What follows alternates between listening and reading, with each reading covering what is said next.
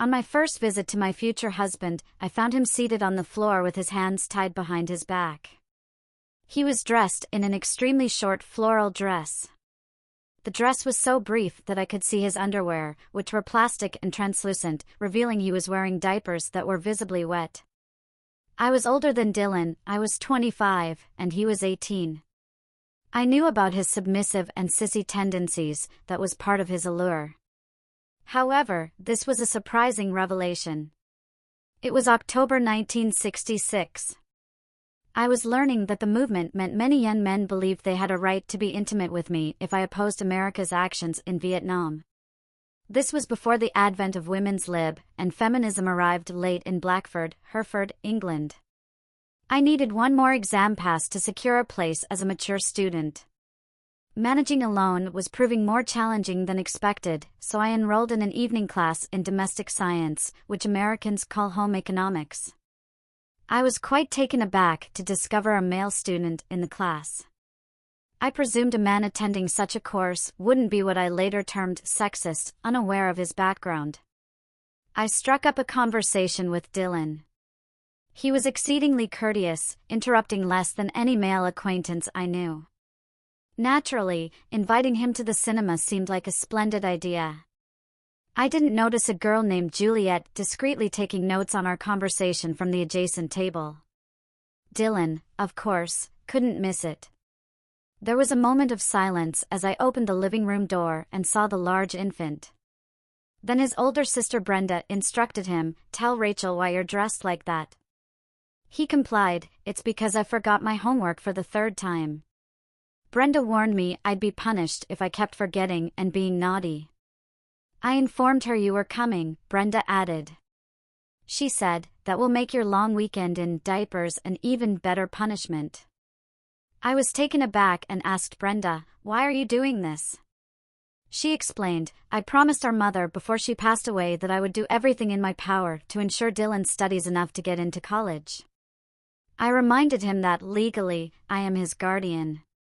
However, his twin Gemma chimed in, "Well, he's often caned at school. He seems to think it proves he's tough. If you want, I'll help you hold him down.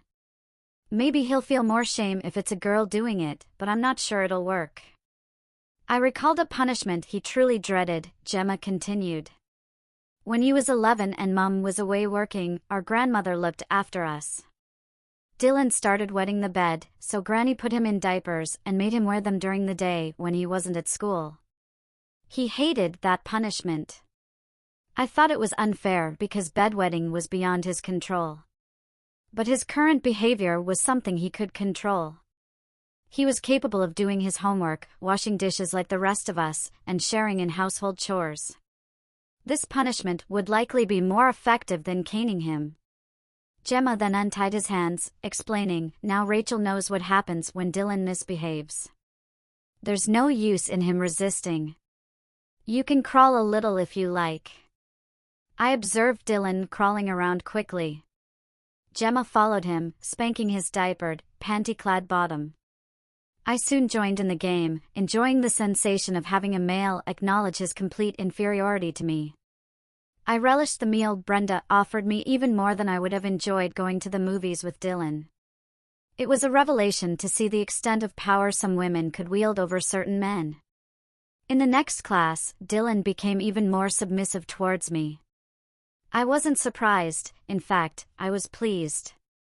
Brenda had also sparked my thoughts about what would later become women's lib, so it seemed natural for me to visit regularly. During most of my visits, Dylan wasn't wearing diapers, but he stood out significantly from other boys I knew. Sometimes he focused on schoolwork, while other times he helped with washing dishes, peeling vegetables, or generally being useful around the house. There was something else, though. Usually, he was dressed in a skirt or dress, nothing overly childish, but certainly not pants or trousers. Brenda explained. We informed Dylan that in the future, he would need to contribute to household chores. We made it clear that he owed Gemma and me for our efforts in that regard. You see, until near the end, our mother had let him do as he pleased. She did change her mind toward the end, but a woman dying of cancer isn't in a strong position to discipline a disobedient teenager. Helping Mum was our priority until... At this point, I considered it fair for a boy to do his share of household work. The sisters had a valid point in expecting him to make up for the years of doing so little. On the other hand, putting him in petticoats struck me as very unusual. Dylan often tried to do the work as poorly as possible.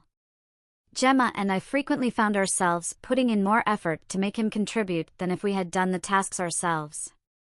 It was quite frustrating. "What did you say to us, Dylan?" the boy in petticoats explained. I claimed I wasn't good at housework because it's girls' work.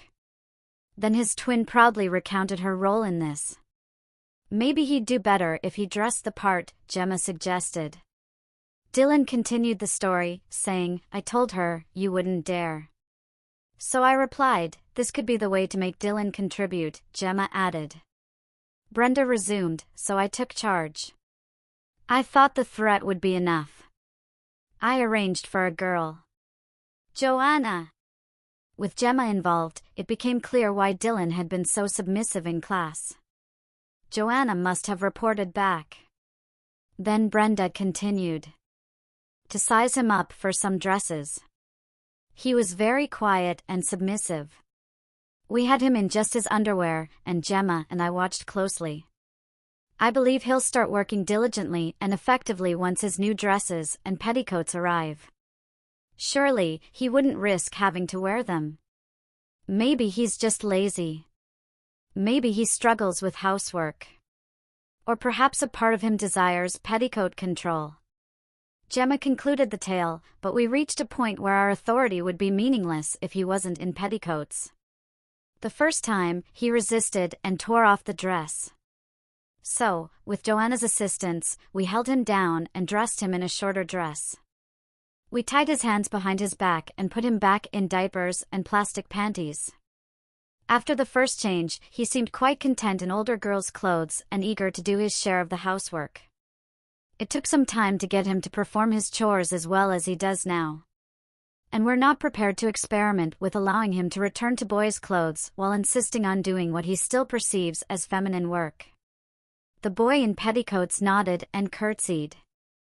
A few months later, during class, I noticed Dylan's purple trousers seemed unusually padded. Quietly, I patted his backside and confirmed my suspicion he was wearing diapers and plastic panties underneath. I whispered, "Have you been naughty?" He simply nodded. Towards the end of class, I saw him squirming uncomfortably. As we left, I asked, "Are your diapers wet?" He nodded and leaned in to whisper, "And they'll soon be messy. I can't take the bus." I gave him a ride home, driving safely but swiftly. When we arrived, he rang the bell, but he didn't have a key. As he entered, Dylan looked imploringly at Brenda. She told him firmly, "I'm not changing things just because of Rachel." We could tell he was embarrassed. The odor indicated he had soiled his diapers. Brenda addressed him again, "You intentionally broke that bowl. Straight to your crib, and Gemma will secure you. If you don't want your diaper changed delayed until lunchtime tomorrow, you'll head upstairs." He crawled upstairs quickly. Dylan and I attended the same college, and it suited me to have a man who complied with my wishes. He often tidied my room and fulfilled personal requests without hesitation. I earned a good degree, while Dylan barely passed. We found jobs in the same town and established a household where I held control. The property was solely in my name, and Dylan's salary went into an account where I was the sole signatory. At home, Dylan often wore petticoats, and sometimes diapers were his punishment for misbehavior. I also took pleasure in spanking him. I have a strong right hand. While being caned at school may have made him feel heroic, being over his girlfriend's knee for a spanking was less so, especially when I invited female friends to watch and tease as his dress and petticoat lifted, his panties came down to his ankles, and the hairbrush came down firmly on his bottom. Dylan also changed his family name to mine, Day. This change allowed me to give him a new nickname, his full name, Dylan Ian Day, inspired Diddy. Fortunately, the name wasn't as embarrassing as it might have been elsewhere, and I freely used it. When I became pregnant, I decided marriage would be best. I found a church with an elderly vicar with poor eyesight and memory. I used the name Reg, and my partner adopted a feminine name.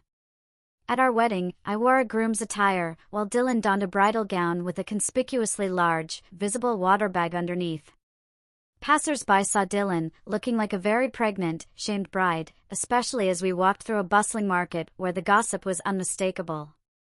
Our wedding was traditional, with Dylan promising to obey me, though the correct names were signed in the register. By the time Sylvia turned 1, we realized we needed to be cautious. From then on, Dylan never wore a dress in front of her, nor did she ever witness him being spanked. Nonetheless, we never pretended ours was an equal relationship.